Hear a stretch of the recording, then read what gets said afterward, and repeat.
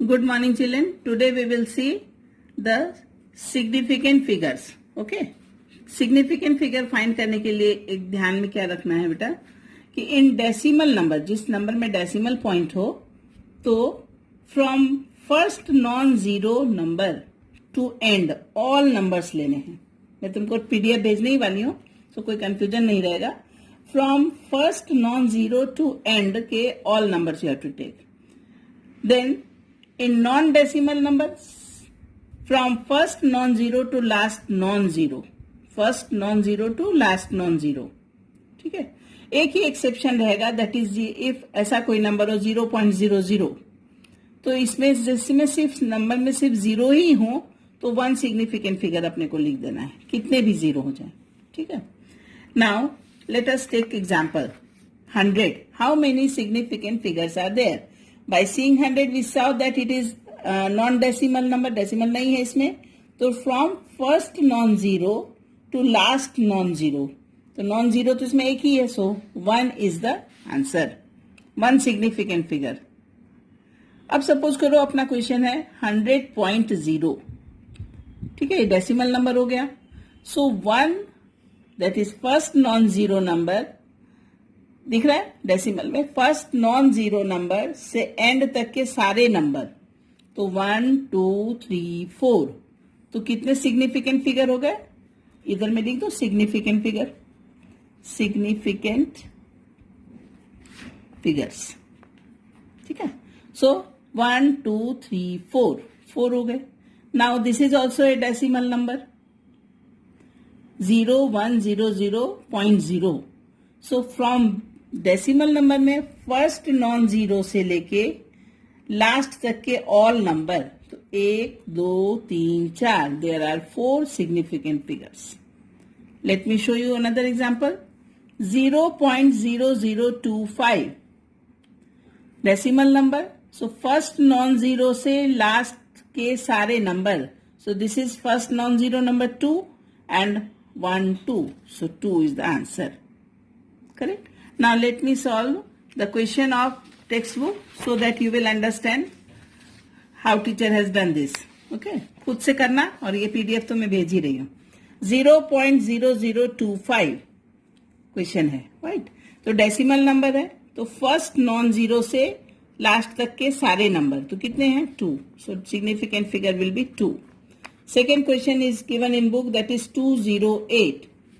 208 में क्या हो गया बेटा? ये नॉन डेसिमल नंबर है, तो नॉन डेसिमल नंबर में क्या फॉर्मूला अभी बताया आपको, फिर से याद करो.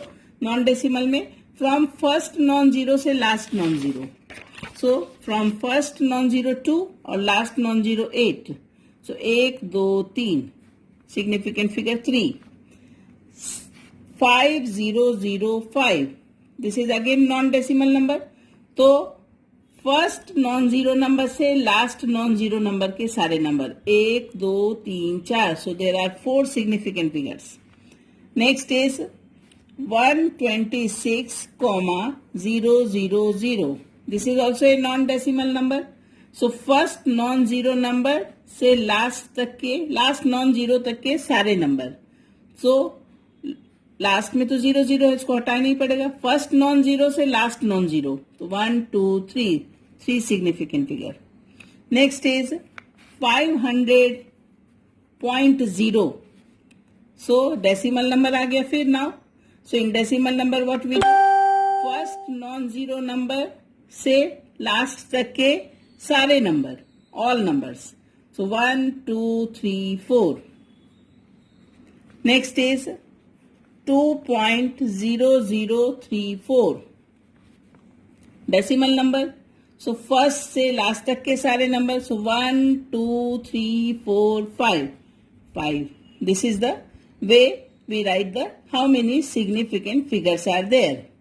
Now next question is round up the following number up to 3 significant figure. So one only I will show you. 34.216, 3 digits तक करने हैं ना, 3 सिग्निफिकेंट फिगर्स तक. तो पहले तो फाइंड कर लेंगे, ये डेसिमल नंबर है, राइट? तो 34.2 कितना हो गया? राउंड अप करेंगे तो आंसर विल बी 34.2. तीनों तीन सिग्निफिकेंट फिगर हो गए। इसी तरह से एक और करके बताओ, 10.4107। सो 4 के बाद 1 है, सो राउंड अप करेंगे तो ये 5 नहीं बनेगा। Okay, so answer will be 10.4 only. बाकी के दो you have to do by yourself. Next question that I am going to tell you how to do, that is question number 1.9 of text exercise। ठीक है, exercise का 1.9, average atomic mass of chlorine has to be found. The question is like this, let me show you the question. The question is like this, 1.9 children, calculate the atomic mass, average atomic mass of chlorine by using the following data। Chlorine का 35 वाला isotope का percent natural abundance दे रखा है और इसका molar mass दे रखा है। Similarly 37 chlorine का 24.23 एंड 36.9659। तो how to find the average molecular mass. ठीक है, तो क्या करेंगे, एवरेज मास कैसे फाइंड करेंगे, इतना इजी है ये। जो भी हमारा परसेंट दे रखा है ना बेटा, परसेंट जो उसका है उसको डिवाइड करो 100 से और उसका जो मोलर मास है उससे मल्टीप्लाई कर दो। तो फर्स्ट वाले का दे रखा है 75.77, इसका abundance percentage divided by 100 into this, plus second वाले का दे रखा है 24.23 अपॉन 100 इनटू इसका molar mass. When you will multiply it will become 26.4959 plus 8.9568। ठीक है, इसको ऐड किया तो इट हैज बिकम 35.4527 यूनिट। ये यू लिखा है, 4 नहीं। Okay, so this is average atomic mass of chlorine. Therefore if you remember, हम हमेशा क्लोरीन का जब कैलकुलेशन करते हैं तो क्लोरीन का मास लिखते हैं 35.5, राउंड फिगर में it will become 35.5, right? Next question which I am going to show you, that is question number 1.4.